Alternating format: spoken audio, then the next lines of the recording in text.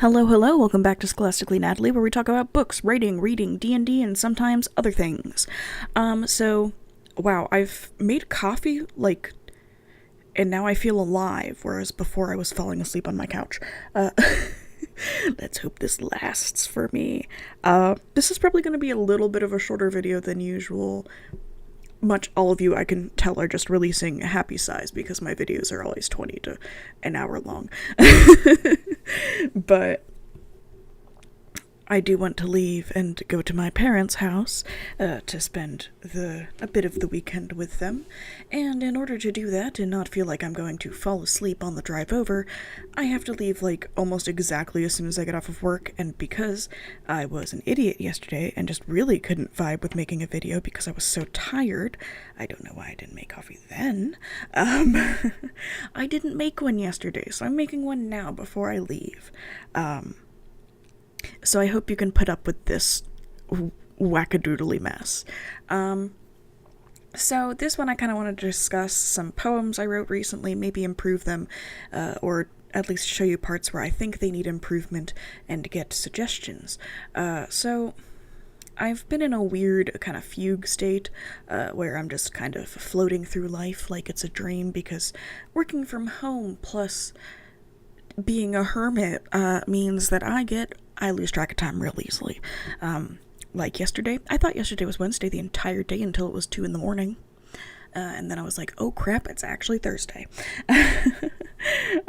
So yeah, I don't even know what day I've been thinking most of the week is. It's been an issue. And some of these beautiful pieces came to me either A, when I got out of the shower, or B, when I was just kind of vibing. So I've written two different ones, and the one is kind of blatantly inspired by my complete lack of any sort of consciousness, just in total. So I'd like to introduce you to The Days, The Dreams. The days pass, as aimless as falling leaves, casualties to the march of time. How the days whirl and blur together on the carousel of life. The horses race side by side, yet neither pulls ahead, their motions preordained, their passengers oblivious. The days melt, a formless slush to soak the boots of innocent passerby. The only things to change, it seems, are the seasons. The days stretch, endless fly tape to entrap, to devour, a haze of existence to be cleared from tired eyes. Yet again a dream, yet again alive, one not so different from the other, a surrealist nightmare within four cream walls. Each day the same, each dream the same, an untethered buoy adrift in a sea of monotony. I'm not entirely sure if I'm entirely happy. I'm not sure if I'm happy.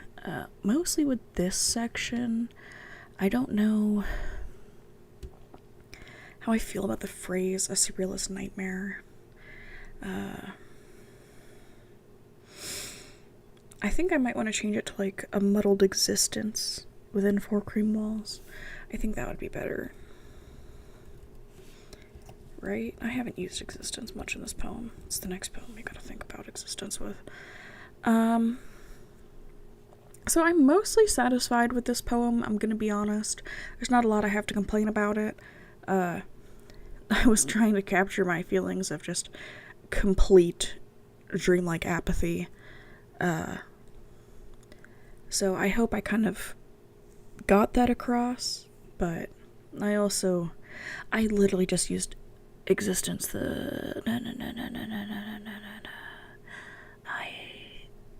I'm kind of an idiot. Okay. Okay, we've got a haze of existence and a muddled existence. I'm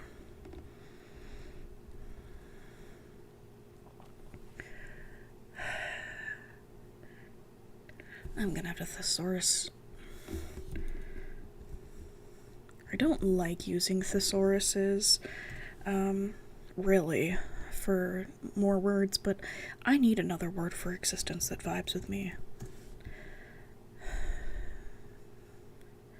I guess reality wouldn't be bad.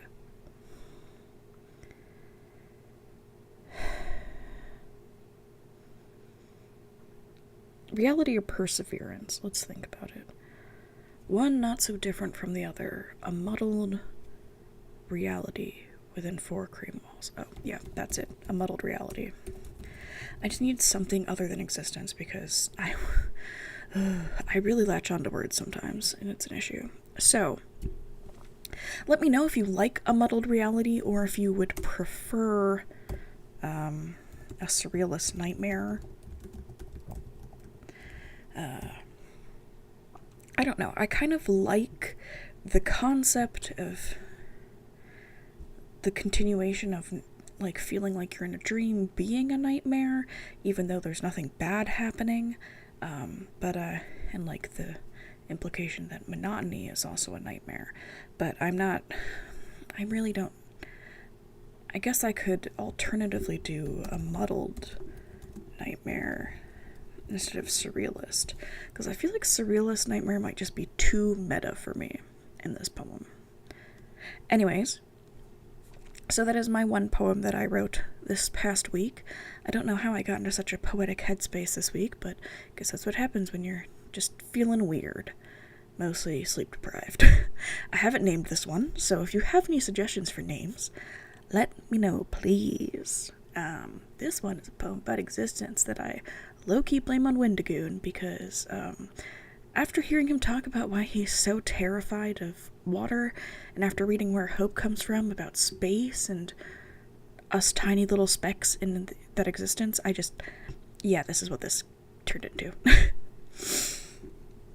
In the terms of the world, we are a speck, a mere mote of dust in an infinite cosmos of unknowable, unfathomable existence, the barest blink of an eye in the vast and endless stretch of life around us, tiny, an eraser shaving on the notebook of the universe, and yet we are here, tied to our finite sun and spiraling planet, eroding atmosphere and depleting resources.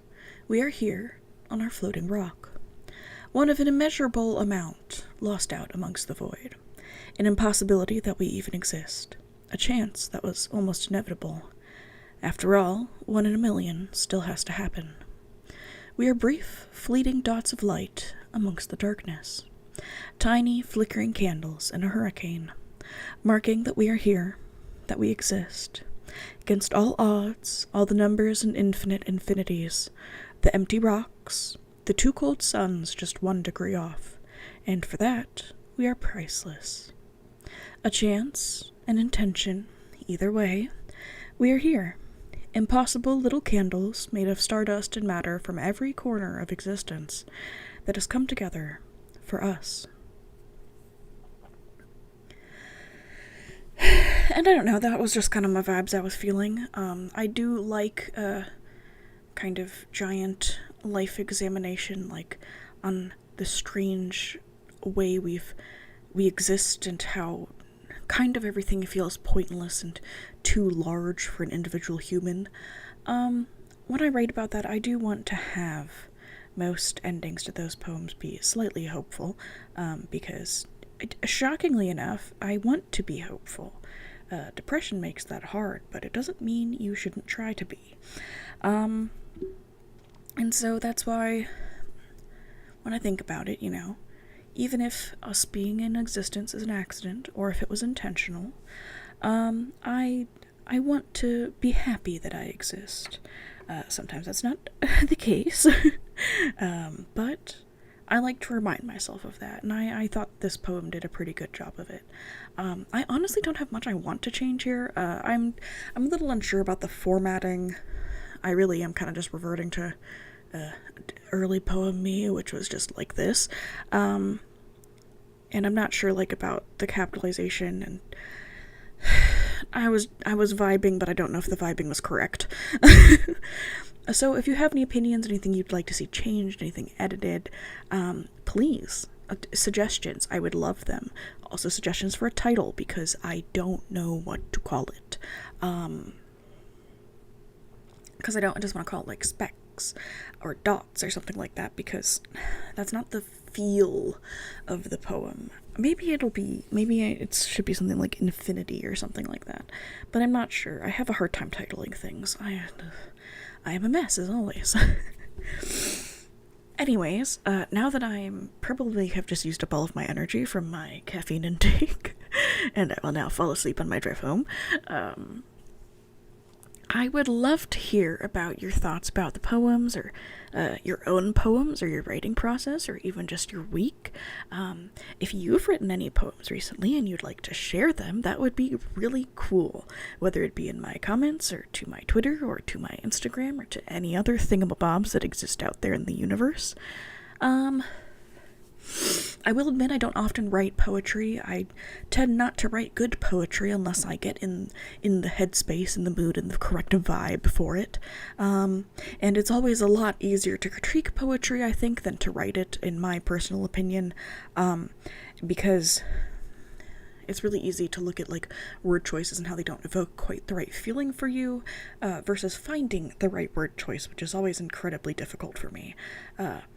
I tend to be a flowery human, so my poems either end up real flowery with not enough feeling, or too much feeling without enough flower. And so I only get a good balance when I am in the right mode of writing. So, do you prefer writing poetry over,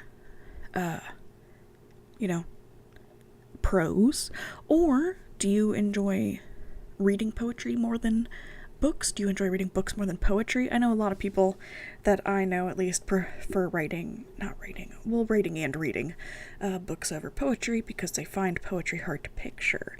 If you are wanting to get into reading poetry, which I always suggest you do before you start writing it, I would say maybe start with some classics like Robert Frost, and Emily Dickinson, and then maybe Edgar Allan Poe is pretty good, and then maybe like scoot your way into the more modern poetry. If the classic way of doing poetry does not appeal to you, I understand. I couldn't get into it until I started reading like super modern poetry, and in that case, I would recommend like Amanda Lovelace, Nikita Gill. They write wonderful poetry. I also like Caroline Kaufman. All of them have just such a way with finding the perfect word with like such intention, and writing really impactful poems, and it's something that I certainly don't get, because I can't express myself in any form of short way, in case you haven't noticed by now. Anyways, I hope you enjoyed this hopefully brief but probably now longer video, because I can't stop talking, and I will see you all in the next one. Scholastically Natalie is out.